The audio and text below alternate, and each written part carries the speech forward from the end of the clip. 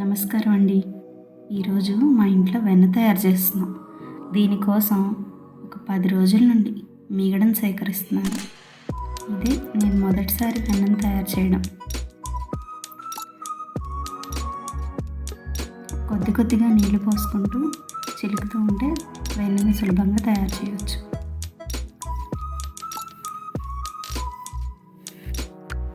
చూడండి, నేను వెన్న తయారు చేస్తుంటే మా చిట్టి తల్లి కూడా నాకు సహకరిస్తుంది.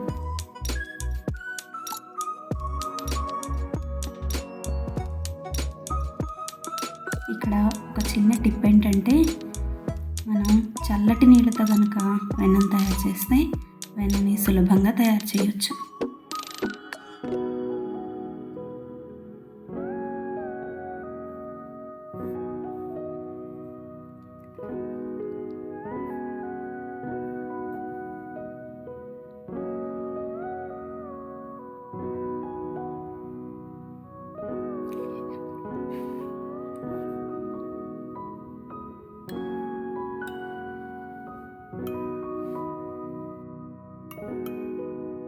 మనం అవసరాన్ని బట్టి నీళ్ళని కలుపుకుంటూ మజ్జిగను చిలుక్కుంటే తేలిగ్గా వెన్న వస్తుంది.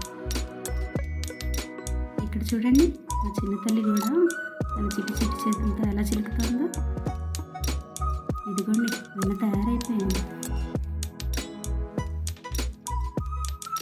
ఇప్పుడు ఈ వెన్న మొత్తాన్ని చేతితో దగ్గరకు తీసుకొని ఉండలాగా చేసుకొని చల్ల నీళ్ళల్లో వేసుకుంటే మనకి వెన్న తయారవుతుంది. దీన్ని ఒక చిన్న కంటైనర్లోకి తీసుకొని భద్రపరచుకోవచ్చు. ఇది ఫ్రిడ్జ్లో ఎక్కువ రోజులు నిల్వ ఉంటుంది.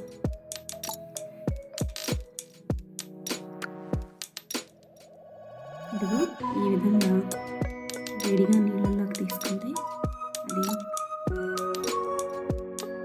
ఇలా నీళ్ళల్లో నుంచి తీసి అప్పుడు దాన్ని విడిగా ఒక గిన్నెలో పెట్టుకుంటే ఫ్రిడ్జ్లో నిల్వ పెట్టుకోవచ్చు.